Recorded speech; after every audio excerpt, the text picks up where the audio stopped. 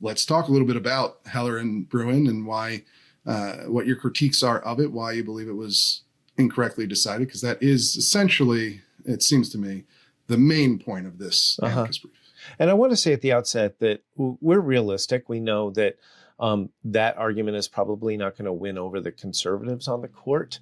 But there's also, I'm a law professor, and I can tell you that today's dissents become tomorrow's majority opinions. If you look at things in the long term, when Justice Scalia was first on the court, he wrote dissenting opinions and concurrences in case after case after case.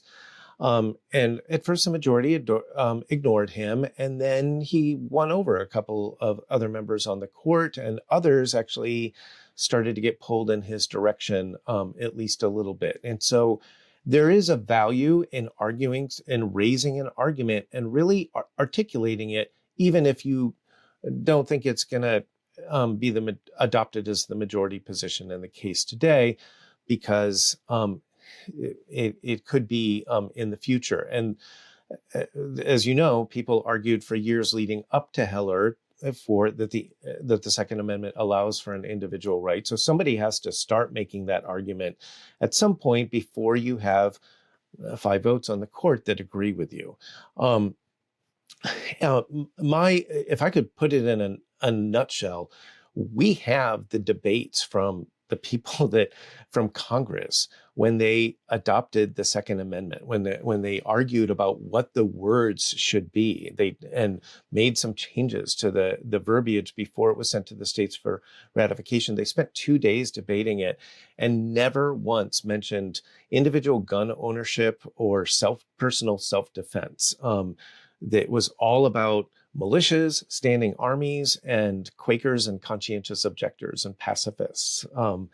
And so talking about what, Blackstone said or a legal treatise in 1830 said or something like that is all stuff that's worth talking about, but it's also worth talking about what the drafters themselves said when they were haggling over exactly how to phrase it. And for whatever reason, the thing that Justice Thomas now says is the core right that the Second Amendment protects, it's a little weird that it was never once mentioned, even when the Second Amendment was introduced to the floor and open for debate. And I think that that's important, and it's worth revisiting that. And I think in Heller, Justice Scalia kind of just glided right over that and said, well, that's not that helpful and, for us. And I think it's relevant. And I know we're not going to relitigate it. And I don't think we're going to overturn Heller in this case. But even the conservatives on the court should be aware that there are a lot of us out here who still think Heller was wrongly decided. So sure. And let's just get into that for just a brief moment here. Essentially, you argue that the right is tied to militia service, it seems. From my understanding of what you guys wrote here, you think it is explicitly tied to militia service, that only the people who serve in a militia are guaranteed the right to keep and bear arms. Am I oversimplifying it, or is that how I think that's not, I wouldn't phrase it like that. I think that there was a lot going on with the militia issues at the time. So one of the other professors who joined the brief, Carl Bogus, has a book out, Madison's Militia, where he really sets forth an extended argument that the militias were slave patrols, and that's why that including the Second Amendment was a concession to the southern states that they would be able to retain their slave patrols. No one, he argues, thought that the militias were actually very effective in wartime in repelling a foreign invasion, because they had actually kind of been catastrophic during most of the Revolutionary War. My take about, but there's go ahead. Just briefly on that point, because obviously this is it's not the first time that that idea has been raised, and there are counter arguments to it. I mean, I think the most poignant one is that there's no actual quote from a founder or specific reference to this concept that the militia, the Second Amendment, is talking about are actually slave patrols, and that the purpose is to I understand. Arm those. And I'm not going to argue his point in his book, Sure. but I do recommend it to your viewers.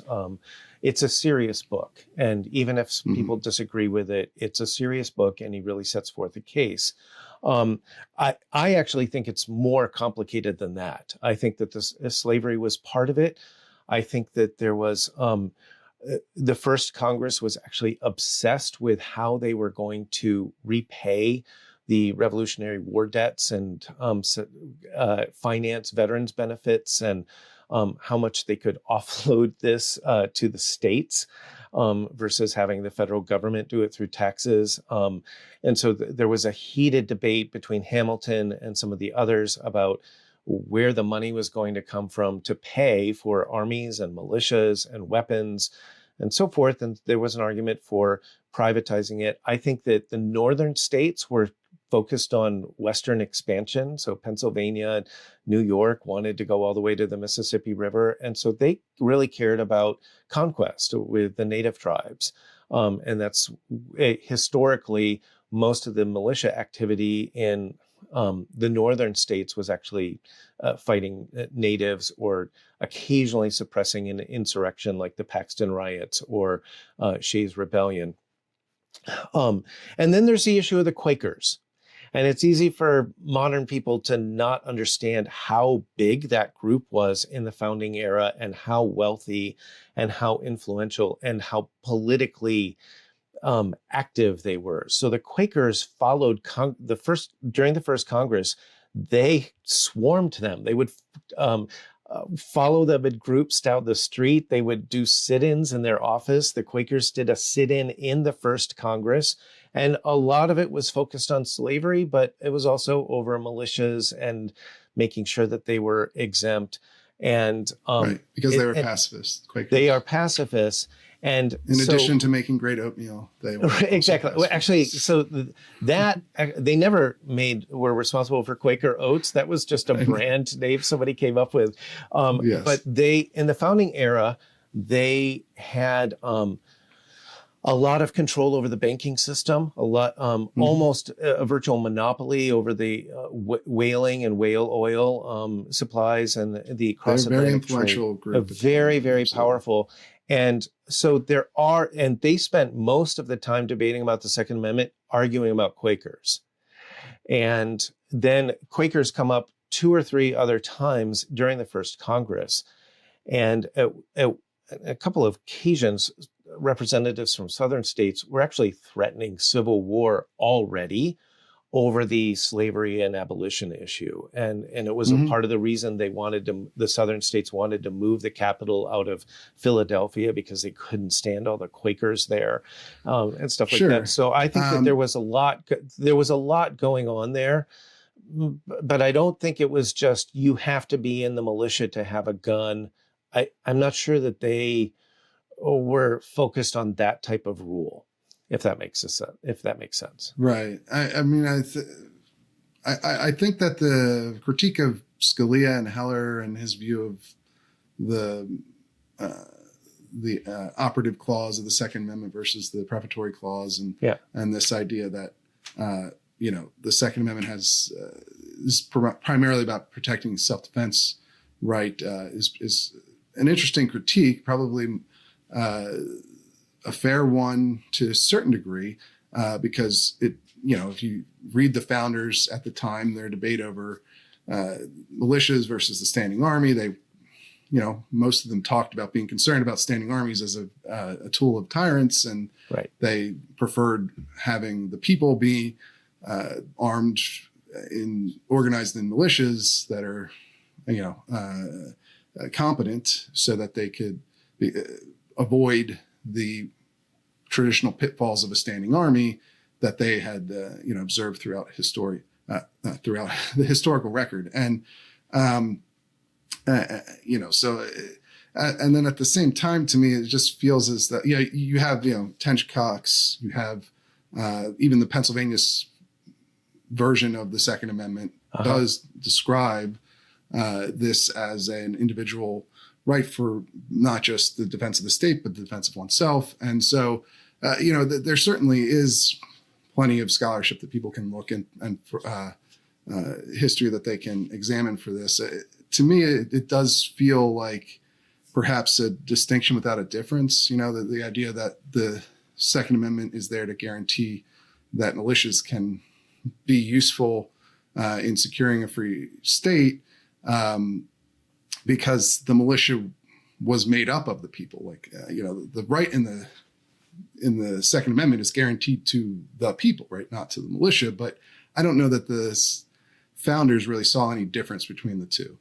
And I guess that's what it comes down to for me when I read, your ruling. Even, you guys cite Miller talking about the 1934 Supreme Court case. It was sort of the first Second Amendment case with any ruling to it. And you read that ruling, and yes, they talk about the militia purpose, but they're talking about that in context of saying that everyone was part of the militia, that all the people were part of the militia, and what was protected by the Second Amendment were arms that were useful for militia service. Now, Heller does kind of take a left turn away from that concept, but it preserves the common use standard that was developed in Miller. But you kind of get, in my view, at least, my understanding of things, this idea that the militia and the people really aren't that, really isn't any difference between the two.